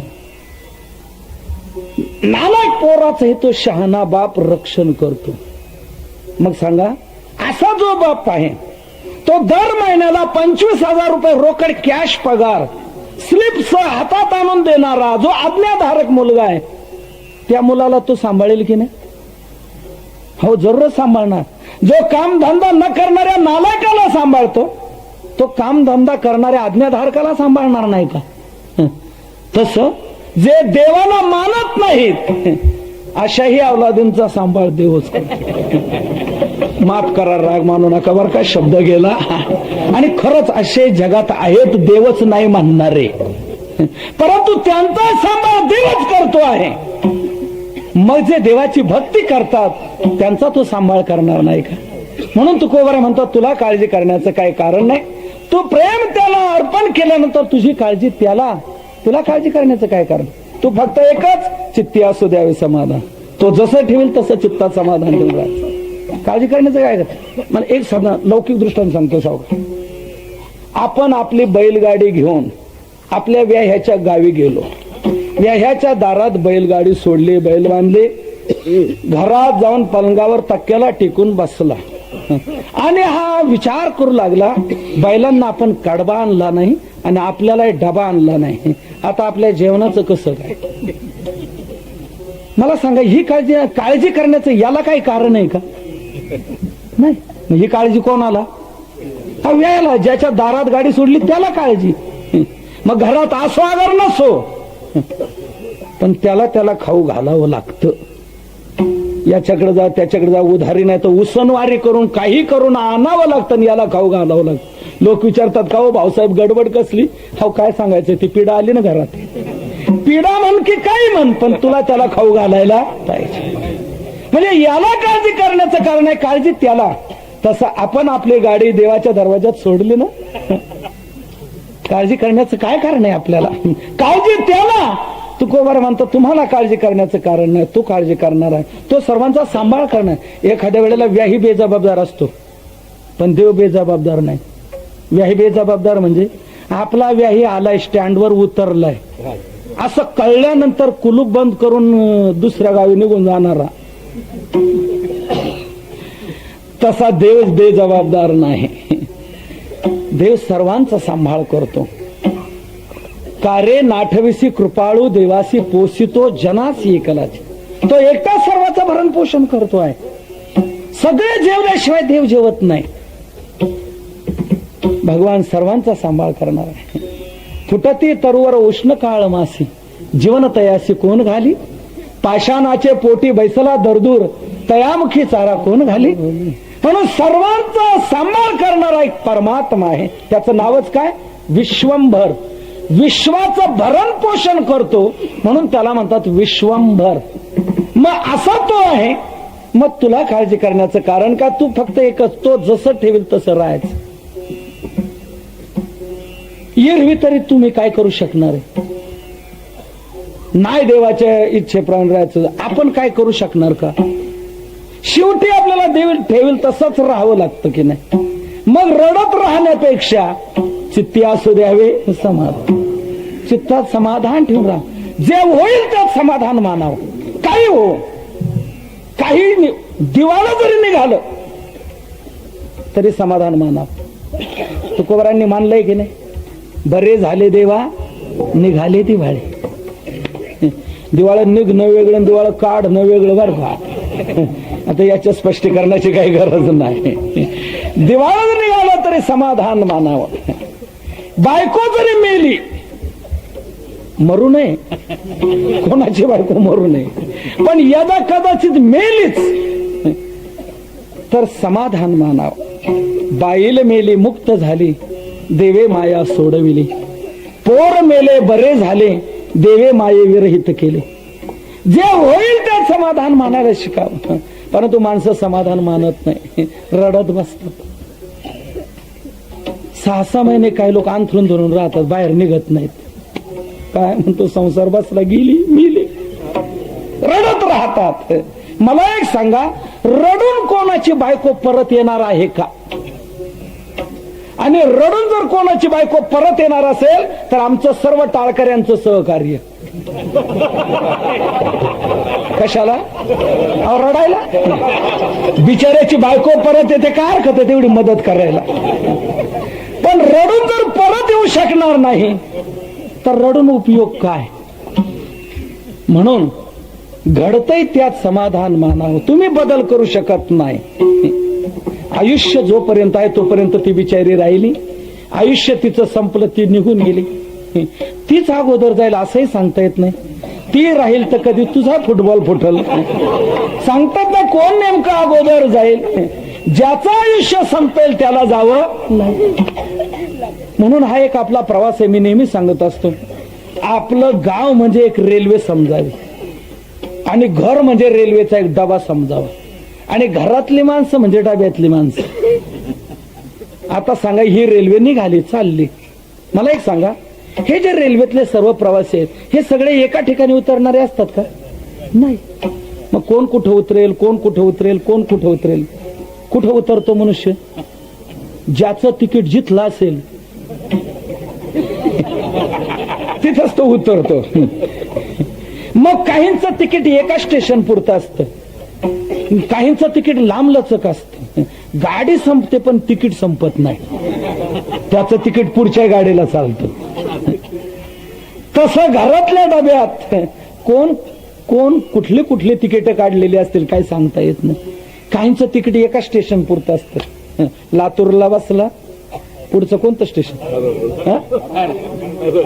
हरंगुळ. काय हरंगुळला उतरला, एका स्टेशन पुरतं तिकीट. तसं घरात मुलगा नाही, योगायोगाने झाला, आनंद झाला, पेढे आणले, वाटू लागला, अर्ध्या गावाला पेढे वाटून झाले. तितक्यात घरून निरोप आला, भाऊसाहेब पेढे वाटणं बंद करा.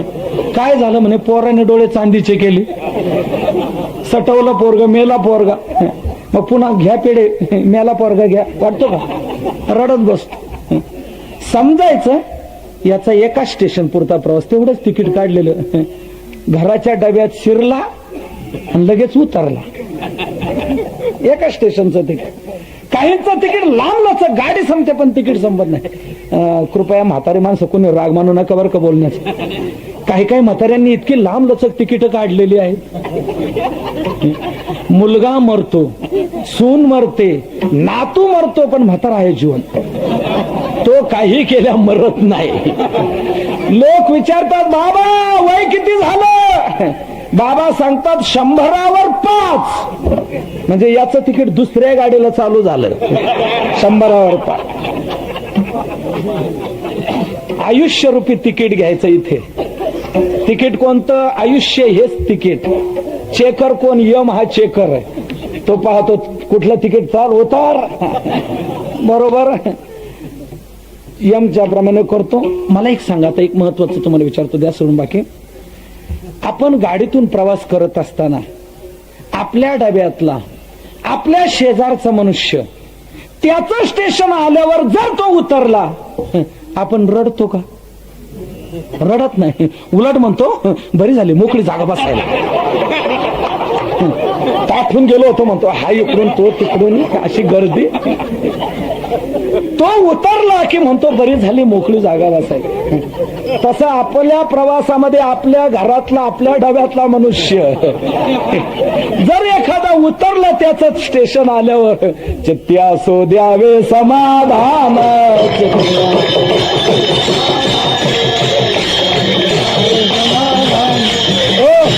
चित्तात समाधान ठेवावं.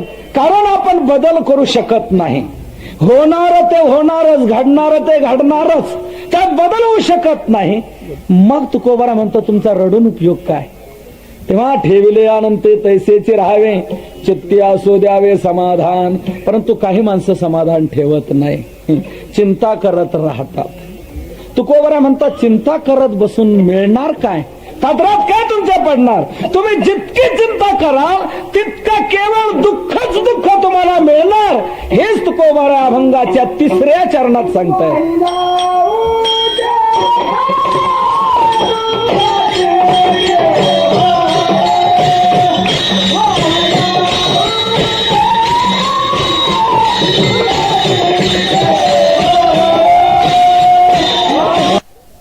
उद्वेग दुःखाची केवळ भोगणे ते फळ संचिताचे. तुकोबारा अभंगाच्या 3ऱ्या चरणात सांगतात, उद्वेग वाहिल्या केवळ दुःखाची. उद्वेग म्हणजे चिंता, काळजी जर वाहिली, तुम्ही जर चित्तात समाधान ठेवलं नाही आणि चिंताच करत राहिलात तर जितकी चिंता कराल तितकं केवळ दुःख तुमच्या पदरात पडेल. चिंता ही फार वाईट आहे. चिंता ही कधीच सुख देऊ शकत नाही. असलेलं सुखही भोगू देत नाही. चिंता अशी वाईट आहे, नसलेलं सुख तर मिळवू देत नाहीच नाही, असलेलं सुख भोगू देत नाही. असलेल्या सुखाचं दुःखात रूपांतर करणारी चिंता आहे. म्हणून चिंता फार वाईट आहे. एक वेळ चिता बरी चिता, पण चिंता फार वाईट. चिता आणि चिंता दोन शब्दात फरक काय? एक अनुस्वाराचा फरक, पण बाकी फरक किती पडतो. सजीवम दहते चिंता, निर्जीवम दहते चिता. चिता चिंता समख्याता, बिंदू मात्र विशेषता. एक अनुस्वाराचा फरक आहे, पण बाकी फरक किती पडतो. आता इकडे तुमच्या भागात काय पद्धत आहे मला कल्पना नाही, पण आमच्या पुणे जिल्ह्यात अशी पद्धत आहे. आमच्याकडे माणसांना मेल्यावर जाळतात.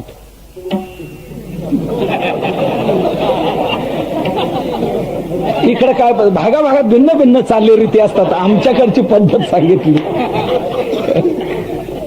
अहो, आमचा पुणे जिल्हा असो की तुमचा लातूर असो, महाराष्ट्र असो का मध्य प्रदेश असो, कुठेही जा, चिता ही निर्जीवाला जाळते, मेलेल्याला जाळते, आणि चिंता ही जिवंत असलेल्याला जाळते.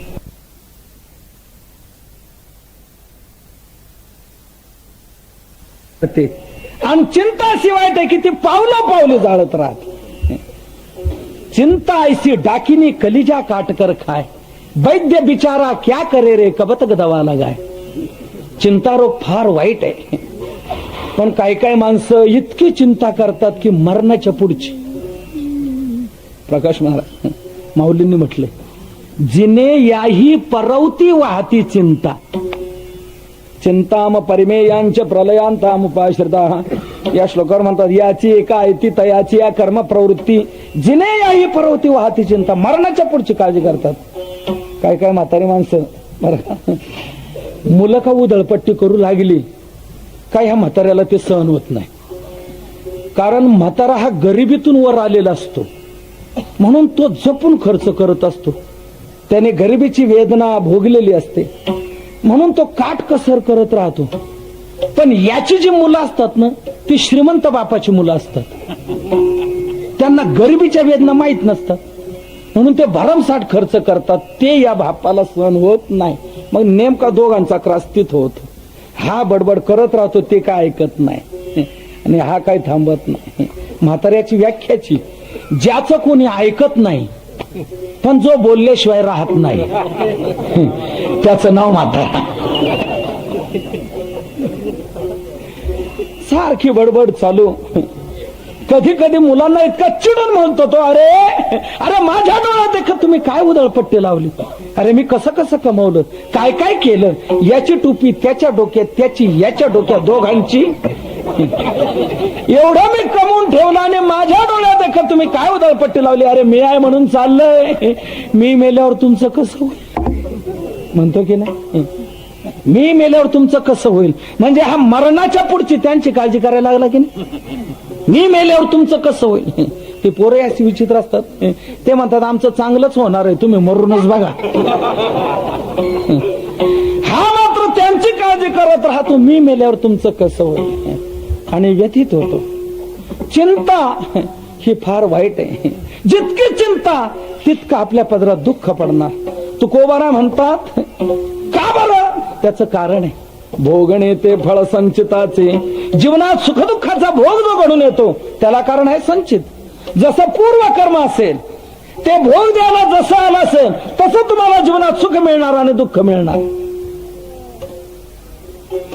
त्यात तुम्ही बदल करू शकत नाही. कर्मभोग हा अटळ आहे. मोठमोठ्यांना चुकवता आला नाही, अवताराधिक देवांना चुकवता आला नाही. त्यांना त्यांच्या जीवनात दुःख भोगावं लागलं. भिल्ले विंदले शारंगधर, कर्मे श्रीराम वनवासा केला, कर्मे रावण क्षय पावला, वियोग घडला सीतादेवी. अवताराधिक देवांना देखील कर्मभोग चुकला नाही. म्हणून कर्मभोग अटळ आहे. ते सुखदुःखात्मक प्रसंग जीवनात येणार, त्यात तुम्ही बदल करू शकत नाही. तेव्हा रडत राहण्यापेक्षा चित्ती असू द्यावे समाधान. इथे फळ शब्द वापरलाय. भोगने ते फळ. सुखदुःखात्मक भोग जे आपल्या जीवनात येतात हे आपल्या संचिताचं फळ आहे, म्हणजे आपलं पूर्वी करून ठेवलेल्या कर्माचं फळ आहे. कर्म उभयविध असतं, चांगलं आणि वाईट. जे चांगलं कर्म, विहित कर्म आपल्या जीवनात घडलेलं असतं त्याचं पुण्य बनतं, वाईट कर्म घडलेलं असतं त्याचं पाप बनतं. आणि ते पुण्य पाप आपल्याला भोग द्यायला येतं. ज्या वेळेला पुण्य आपल्याला भोग द्यायला येतं त्यावेळेला आपल्याला सुख मिळतं, आणि पाप ज्या वेळेला भोग द्यायला येतं त्यावेळेला आपल्याला दुःख मिळतं. म्हणजे सुख आणि दुःख हे आपल्या पूर्वकर्माची फळ आहे, पूर्वसंचिताचं फळ आहे. त्याच्यात आपण बदल करू शकत नाही. मग रडत राहण्यापेक्षा चित्ती असू द्यावे समान. होणारा भोग, येणारा भोग सुखाने भोगावा.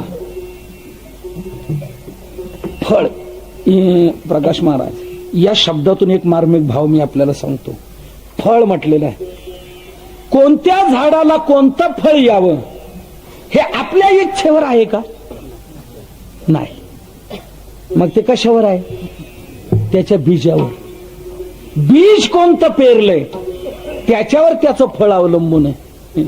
एकाने पेरल्या करडई आणि तो म्हणला माझी अशी इच्छा आहे त्याला गहू यावेत, येतील का? माझी इच्छा आहे ना. तुझ्या इच्छेला विचारतो कोण? तू पेरलंय काय त्याच्यावर त्याचं फळ अवलंबून आहे. तसं सुख आणि दुःख ही फळ आहेत, ते तुमच्या इच्छेवर अवलंबून नाहीत. आणि इच्छेवर अवलंबून असतील तर कोणी असं छातीला हात लावून सांगा माझ्या इच्छेप्रमाणे मी सुख मिळवतो, आणि माझ्या इच्छेप्रमाणे ज्या वेळेला मला दुःख येऊ नये वाटतं त्यावेळेला ते येत नाही. असं आहे. आपल्या इच्छेने दुःख थांबत नाही, आपल्या इच्छेप्रमाणे आपल्याला सुख मिळतही नाही. याचा अर्थ असा, सुखही आपल्या इच्छेवर नाही आणि दुःखही आपल्या इच्छेवर नाही. मग ते कशावर आहे? तर हे पूर्वकर्मावर आहे. हे फळ आहे. भोगने ते फळ हे आपल्या पूर्वकर्माचं फळ आहे. म्हणून पूर्वकर्म जसं असेल त्याप्रमाणे आपल्याला सुखदुःखात्मक भोग भोगावे लागणार. त्यात आपण बदल करू शकणार नाही. मग तुम्ही रडत राहण्यापेक्षा चित्ती असू द्यावे समाधान. चित्तात समाधान ठेवून राहा. इथे दुसरा एक मार्मिक भाव लक्षात घ्या. काही लोक एवढ्याशा प्रमाणावरून अर्थ नीट लक्षात न घेता सरळ म्हणतात की संतांनी लोकांना प्रारब्धवाद शिकवला आणि आळशी बनवलं. काय नाही, प्रारब्ध जसं संचित असेल त्याप्रमाणे भोग होणार. संचित प्रारब्ध सांगून लोकांना आळशी केलं असं नाही. ही दुसरी बाजू एक लक्षात घेतली पाहिजे आपण. इथे शब्द कसे आहेत? भोगने ते फळ संचिताचे म्हटलेलं आहे, करणे ते फळ संचिताचे असा पाठ नाही. करणे ते फळ संचिताचे नाही म्हटलं, भोगने ते फळ संचिताचे म्हटले. म्हणजे याचा अर्थ असा, भोग तुमच्या इच्छेवर नाही, तो पूर्व कर्मावर आहे. करायचं काय हे तुमच्या इच्छेवर आहे. करण्यात जीव स्वतंत्र आहे, भोगण्यात जीव परतंत्र आहे.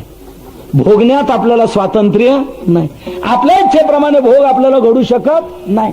म्हणून भोगाच्या बाबतीत संतांनी विषाद मानत राहण्यापेक्षा ते आपल्या पूर्वकर्माचं फळ हे समजून घ्या, ही चेतना दिली, ही आपल्याला जागृती दिली. म्हणून प्रारब्धवाद जो संतांनी शिकवला तो भोगाच्या बाबतीत शिकवलेला आहे, करण्याच्या बाबतीत जीवाला उत्तेजित केलेला आहे. उठ येथे नघली आड संचित सा शब्द नाड मनसी होनी निश्चिंता. संचित शब्द तू आणू नको, अरे ओले मुळे भेदी खडकाचे अंग अभ्यासाचे सांग कार्यसिद्धी. असाध्य ते साध्य करीत असा कारण अभ्यास तुका म्हणे. उठ, संचित शब्द इथे आणू नको. करण्यात जीवाला स्वातंत्र्य आहे, भोगात पारतंत्र्य आहे. इथून मागे काय केलं ते तसं आपल्याला भोग द्यायला येणार, त्याच्यात आपण बदल करू शकत नाही. परंतु इथून पुढे काय करायचं यात आपण बदल करू शकतो. आज आपण निर्णय घेऊ शकतो. तुकोबरायांच्या सदैव वैकुंठ गमनाच्या त्रिशतकोत्तर सुवर्ण महोत्सव सोहळ्यात निर्णय घेऊ शकतो की आजपासून प्यायची बंद, आजपासून भलतं खायचं बंद, आजपासून वाईट कुठलंही वागायचं नाही, वाईट सोडून देणं, चांगलं ते जीवनात करणं. आज निर्णय घेऊ शकतो. इथून पुढची वाटचाल आपण बदलू शकतो. करण्यात आपल्याला स्वातंत्र्य आहे, भोगण्यात स्वातंत्र्य नाही. म्हणून भोगाच्या बाबतीत ज्या वेळेला जीव हताश होतो त्यावेळेला संत त्याला समजूत घालून समाधानावर आणतात. हे बाबा तुझ्या हातात नाही, हे तुझ्या पूर्व कर्माच्या हातात. भोगात आपण परतंत्र. मला एक सांगा, इंदिराबाईला मारण्यात कोण तो सत्वत सिंग, बेद सिंग हे स्वतंत्र होते. त्यांनी मारलंय, मारण्यात त्यांना स्वातंत्र्य. पण आता मी फाशी जाणार नाही याच्यात स्वातंत्र्य राहिलं का? जरी प्रसिद्ध कायदे तज्ञ राम जेठमलानीने केस हातात घेतलेली होती तरी सोडवू शकले नाही. आता मी फाशी जाणार नाही यात स्वातंत्र्य नाही. करण्यात तुला स्वातंत्र्य आहे पण भोगण्यात स्वातंत्र्य नाही. का? भोग तुझ्या इच्छेवर नाही, करणं तुझ्या इच्छेवर आहे. काय करायचं काय करायचं नाही हे तुझ्या इच्छेवर आहे. पण काय भोगायचं काय भोगायचं नाही हे तुझ्या इच्छेवर नाही. का? भोग तू पूर्वी काय करून ठेवलंय त्याच्यावर आहे, त्यात तुला स्वातंत्र्य नाही. म्हणून भोग हा पूर्व कर्मानुसार आहे, तो भोगावाच, त्यात आपण बदल करू शकत नाही. तिथे चित्ती असू द्यावे समाधान. करण्यात इथून पुढे आपण निर्णय घ्यावा, निर्णय बदलावा. आज पूर्वी आपण वाईट केलेलं होतं ते आज आपल्याला वाईट द्यायला आलं. इथून पुढे असं वाईट येऊ नये असं जर वाटतं ना, इथून पुढे वाईट वागू नये, वाईट करू नये. दुराचरणापासून परावृत्त व्हावं, दुर्व्यसनापासून परावृत्त व्हावं की आपल्या जीवनात पुढे असं अनिष्ट भोगण्याची पाळी येणार नाही. म्हणून तुकोबाराय सांगतात भोगण्यात बाबांनो पारतंत्र्य आहे, ते आपल्या पूर्वकर्माचं फळ आहे. म्हणून जसा भोगील त्यात चित्ती असू द्यावे समाधान. मग आपण इथून पुढे निर्णय काय घ्यायचा आपल्या बाबतीत? तुकोबारा म्हणतात निर्णय एकच घ्यायचा, आपण हा भार आपल्यावर ठेवायचा नाही. हा सर्व भार देवावर व्हायचा, सर्वस्वी देवाशी आपलं लक्ष ठेवायचं. देवाची भक्ती, आपल्या वाट्याला आलेलं कर्तव्य, देवाने जो आपल्याला संदेश दिलेला आहे, तू कसं वागायचं, काय करायचं, या पद्धतीने आपण सर्वस्वी देवावर भरोसा ठेवून त्याप्रमाणे आपण वागायचं. सर्वस्वी भार देवावर घालायचा. आपला भार हो महाराज, कसं काय तुम्ही आम्हाला सांगता हा आपला भार देवावर? अरे माझ्याकडे बघ, तुम्ही आणि आम्ही हा भार आपण देवावर घालू, हेच अभंगाच्या शेवटच्या चरणात सांगताय. तयावरी भार, तुकोबरा म्हणतात आपण हा भार त्याच्यावर घालू. यात आपण आपल्यावर हा बोजा घ्यायचा नाही, कारण आपण यात काही करू शकणार नाही, आपल्या हातात काही नाही. आपण त्याच्या इच्छेत इच्छा मिसळायची, त्याच्यावर सर्व जबाबदारी टाकायची. म्हणजे काय करायचं तर वाहू हा संसार देवा पाय, हा सर्व संसार देवा पायी व्हायचा, सर्वस्वी भार त्याच्यावर घालायचा आणि आपण त्याच्या आदेशाप्रमाणे आपल्या जीवनाची वाटचाल करत राहायची. तुकोबाराने आपला सर्वस्वी भार देवावर घातला होता. घालोन या भार राहिलो निश्चिंत. सर्व भार तुकोबाराने देवावर घातला होता. तुझ्या बळे पंढरीनाथा झालो निर्भर तुटली व्यथा, घातला भार तुझी माथा नभी सर्वथा तुका म्हण. सर्वस्वी भार तुकोबाराने आपला देवावर घातला होता. म्हणून तुकोबारा म्हणतात मला काळजी कसलीच नाही, काळजी त्याला, तोच सर्व काळजी माझी वाहतो. कुटुंबाची सेवा तोची करी आमुच्या. आम्हाला कसली काळजी नाही, आमच्या कुटुंबाची संसाराची काळजी त्याला. संसाराची काळजी तुकोबारांनी केली नाही. धंदा केला, व्यवसाय केला, पण उगवणी देवाने करून आणले.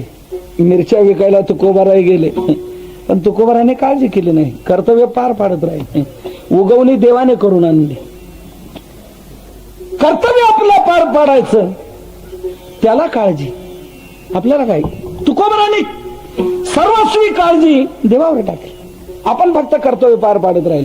तुकोबारा म्हणतात सर्व काळजी त्याला. इतकी भगवंताने काळजी वाहिली की जिजाबाईच्या पायात मोडलेला काटा काढेपर्यंत देवाने काळजी वाहिलेली. आपल्याला माहिती, तुकोबारा जायचे भजनाला राहणार डोंगरावर, जिजाबाई भाकरी घेऊन जायची. तुकोबाराय जेवल्याशिवाय कधीही जिजाबाई जेवली नाही. जिजाबाई रागवत होती, भांडत होती, तापड होती, पण तुकोबाराय जेवल्याशिवाय जेवत नव्हती. म्हणून भांडणारी असावी हरकत नाही, पण 12 वाजताची वेळ सांभाळावी. आता तुमच्या जिजाबाई काय करतात हे तुमचं तुम्ही बघून घ्या, लक्षात घ्या. गोड गोड बोलतात आणि याचाच काटा काढतात, काय उपयोगाचं असो. तर जिजाबाई तुकोबाराय जेवल्याशिवाय जेवत नव्हते. भाकरी घेऊन निघाली, जोराचा काटा शिरला, वर निघाला, जागी बसली जिजाबाई. पुष्कळ काढण्याचा प्रयत्न करते पण काटा निघेना. भगवंताने विचार केला, जिजाबाईच्या पायातला जर काटा निघाला नाही तर तुकोबारांना भाकरी मिळणार नाही, आणि तुकोबारांना भाकरी मिळत नाही तोपर्यंत जिजाबाई जेवत नाही. म्हणून आता आपल्यालाच इथे जायला पाहिजे आणि काटा काढायला पाहिजे. भगवान गुराख्याचं रूप धारण करून तिथे आले. का हो आईसाहेब काय झालं काय? म्हणे बाळ जोराचा काटा मोडलाय. मग काढून टाकायचा. पुष्कळ मी प्रयत्न करते पण निघत नाही. म्हणे मी काढू का? काढ बाळ, तुला काढता येत असेल. भगवंताने आपल्या गुडघ्यावर जिजाबाईचा पाय घेतला आणि आपल्या दाताने काटा उपटला. वेदना शांत झाल्या जिजाबाईच्या. जिजाबाई म्हणला, का रे बाळ, काटा तू उपटला वाटतं? हो. किती रे सहज काढला, मला तर कळलाही नाही. तुला चांगला काटा काढता येतो. भगवान म्हणतायत तर काटा काढण्याची मला चांगली माहिती आहे. मी मोठ्यांचा काटा काढलेला आहे. रावणाचा काटा काढला, हिरण्यकश्यपूचा काटा काढला, तिथे हा काटा किती काय माझ्या पुढे. जाता जाता देवाने आपल्या स्वरूपाची झळक दाखवली. जिजाबाई म्हणाली, अरे विठ्या तू होता काय? जिजाबाईच्या पायातला काटा काढेपर्यंत देवाने काळजी वाहिली. का? तुकोबाराने सर्वस्वी भार त्याच्यावर घातला होता. म्हणून तुकोबारा म्हणतात, मला काळजी करण्याचं कारण आहे. माझं एक काम त्याचं भजन, त्याची भक्ती, वाट्याला आलेलं कर्तव्य करणं, काळजी त्याला. म्हणून तुकोबारा सांगतात, आपण भार आपल्यावर घ्यायचा नाही तर आपण हा सर्व वाहू हा संसार देवापायी. मग संसार देवापायी वाहिल्यावर आपण राहायचं कसं? ठेविले अनंते तैसेच राहावे, चित्ती असू द्यावे समाधान, विठोबा रघुमाई. ती आवडते देवा संकल्पावे, माया संसाराचे ठेविले अनंते तैसेच राहावे, चित्ती असू द्यावे समाधान. तुकोबारा म्हणतात, देवाला आवडणारी ही सर्वात थोर भक्ती आहे की संकल्पावी माया संसाराची. तर ही आवडणारी कशी आणि सर्वात थोर कशी? अगदी 5 मिनिटात भाग सांगतो आणि आपली सेवा संपवतो. कोणती भक्ती सांगितली? भक्तीचं स्वरूप काय सांगितलं? संसारावरचं प्रेम देवाला समर्पण करणे, हे आहे भक्तीचं स्वरूप. आणि ही भक्ती देवाला आवडणारी आहे आणि ही सर्वात थोर आहे. तर आवडणारी कशी? तर देवाला आवडतं ते फक्त प्रेम. भक्ताने मला काय दिलं हे भगवान पाहत नाही, कोणत्या भावनेने दिलं ती भावना पाहतो. अंतरीची घेतो गोडी, पाहे जोडी भावाची, थोर प्रेमाचा बुकेला हाच दुष्काळ तयार. भक्ताने मला काय दिलं ते भगवान पाहत नाही, कोणत्या भावनेने दिलं ती भावना पाहतो. भावग्राही जनार्दना. मग भावनेने जे दिलं ते देवाला चालतं. मग उष्टी बोर जरी असली तरी देवाला चालतात. चालली की नाही? कोणाची? शबरीची. शबरीने उष्टी बोर दिली, ती देवाला चालली. का? ती प्रेमाची होती. पण दुर्योधनाचे 56 भोग देवाला चालले नाहीत. का? त्यात प्रेम नव्हतं. म्हणून भक्ताने काय दिलं ते भगवान पाहत नाही, कोणत्या भावनेने दिलं ती भावना पाहत. दुर्योधनाची पक्वान्न सोडली आणि विदुराच्या घरी जाऊन कण्या खाल्ल्या. दासीपुत्र कण्या विदुराच्या वक्ष. दुर्योधन का मेवा त्यागे और साग विदुर घर खाई. दुर्योधनाची पक्वान्न देवाने सोडली. का? याचा अर्थच असा आहे, भगवान फक्त भाव पाहतो आणि भावाने जे द्याल ते स्वीकारतो. भगवंताने व्याधाचं आचरण पाहिलं नाही, ध्रुवाचं वय पाहिलं नाही, गजेंद्राची विद्या पाहिली नाही, विदुराचा वंश पाहिला नाही, उग्रजनाचं पौरुषत्व पाहिलं नाही, कुब्जेचं रूप पाहिलं नाही, सुदाम्याचं धन पाहिलं नाही, त्यांचं प्रेम पाहिलं. व्याधस्य चरणम ध्रुवस्य च वयो विद्या गजेंद्रस्य का जातिर्विदुरस्य यादवपते रुग्रस्य किं पौरुषम कुब्जाया कमनीय रूपमधिकम किंतत् सुदाम्नो धनम भक्त्या तुष्यति केवलम न च गुणैर भक्ति प्रियो माधवा. भगवान फक्त प्रेम पाहतो, भाव पाहतो, बाकी काही पाहत नाही. प्रेमाने जे द्याल ते चालतं. प्रेमासहित आलेलं काही चालतं. प्रेम नसेल तर तुमचे भोगही चालत नाहीत. देवाच्या दरबारात फक्त प्रेमाला महत्व आहे, प्रेमाला किंमत आहे. मी एक विचारतो आपल्याला, शून्य आहे, शून्य शून्य शून्याला काही किंमत आहे का? काहीच नाही, शून्यच. पण त्या शून्याला एक रे गोड अशी खाली. काय झालं आता? एक झाला. आता एकाच्या पुढे शून्य द्या बरं. आता शून्याला आली की नाही किंमत? या शून्याने किंमत किती वाढवली? 9 वाढवली. पहिला एक आहे, एकावर शून्य दिल्यावर 10 झाले, म्हणजे ह्या शून्याने 9 वाढवले म्हणून 10 झाले. आता या 10 वर एक शून्य द्या, आता किती झाले? 100 झाले. किंमत वाढली की नाही? कोणी वाढली? हे शून्य. म्हणजे शून्याला किंमत वाढत चालली. या शून्याने किती वाढवले आता? 99 कसे? अहो पहिले 10 आहेत. हा 90 बरोबर. 10 वर शून्य दिल्यावर 100 झाले, म्हणजे या शून्याने 90 वाढवले.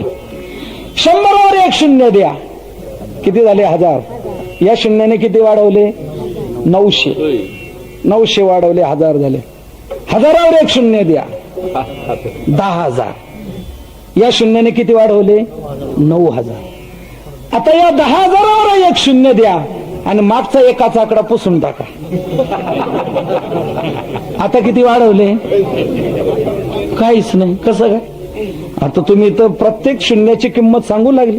पहिल्या शून्याने 9 वाढवले, दुसऱ्या शून्याने 90, तिसऱ्या शून्याने 900, चौथ्या शून्याने 9,000 आणि 5व्या शून्याने काहीच नाही. म्हणजे याचा अर्थ काय? याचा अर्थच असा आहे, शून्य किंमत वाढवणार आहे, शून्याला किंमत येणारी आहे. पण कधी? मागे एकाचा अगर कोणता तरी आकडा असेल तर. मागे जर आकडा नसेल तर तुम्ही इथून मुंबईपर्यंत शून्य द्या, त्या सगळ्या शून्यांची किंमत शून्यच राहील. त्या सगळ्या मिळूनही एक होऊ शकणार नाही. म्हणजे शून्याला किंमत येऊ शकते किंवा मागे आकडा कोणता तरी असेल तर. तसं देवाला फुलं अर्पण करणं, देवाला फळं अर्पण करणं, देवाला अनेक भोग अर्पण करणं, हे सगळे शून्य. ह्या शून्याला काहीच स्वतंत्र किंमत नाहीये. देवापुढे हे सरते होऊ शकत नाही. मग देवापुढे हे केव्हा चालतील? मागे प्रेम रूपी एकाचा आकडा असेल तर. प्रेमानं तुम्ही जे द्याल ते देवाला आवडतं म्हणून आवडती. प्रेम देवाला समर्पण करणं ही देवाला आवडणारी भक्ती आहे. आणि ही सर्वात थोर म्हटलेलं आहे. सर्वात थोर कशी? तर ही भक्ती काय एकदा घडली की या भक्तीत सर्व भक्तींचा अंतर्भाव होतो. सर्व भक्ती अनायासे घडून येतात. फक्त ही भक्ती पहिल्यांदा घडली पाहिजे, आपल्या जीवनात रुजली पाहिजे. कोणती? प्रेम देवाला अर्पण करणं. ही भक्ती आपल्या जीवनात रुजली का सर्व भक्ती आपल्या जीवनात घडून येऊ शकतात. भक्तीचे मुख्य 9 प्रकार आहेत. श्रवणम, कीर्तनम, विष्णू स्मरणम, पादसेवनम, अर्चनम, वंदनम, दास्यम, सख्यमात्म निवेदनम. ही 9 प्रकारची भक्ती. मला एक सांगा, ह्या 9ही प्रकारच्या भक्ती केव्हा घडतील? तुकोबारांनी सांगितलेली ही भक्ती असेल तरच घडतील. म्हणजे प्रेम देवावर असेल तरच ह्या 9 भक्ती घडून येतील, नाहीतर कोणतीही भक्ती घडू शकणार नाही. आता श्रवण भक्ती घ्या. श्रवण भक्ती कोणाला घडली? आता इथे नाम सप्ताह आहे. लातूरची लोकसंख्या किती? 3 लाख. कीर्तनाला किती हजार? बाकीचे कुठं बाहेर गावी गेलेत का? बरं, जे कीर्तनाला हे काय लातूर मधलेच आहेत का? कितीतरी बाहेर गावचे आहेत. माझा मुद्दा आहे, श्रवण भक्ती घडली कोणाला? ज्याच्या अंतःकरणात देवाविषयी प्रेम आहे त्याला. ज्याच्या अंतःकरणात देवाविषयी प्रेम आहे त्या लांबूनही इथे आलेले आहेत. आणि ज्यांच्या अंतःकरणात प्रेम नाही ते शेजारी झोपलेले असतील.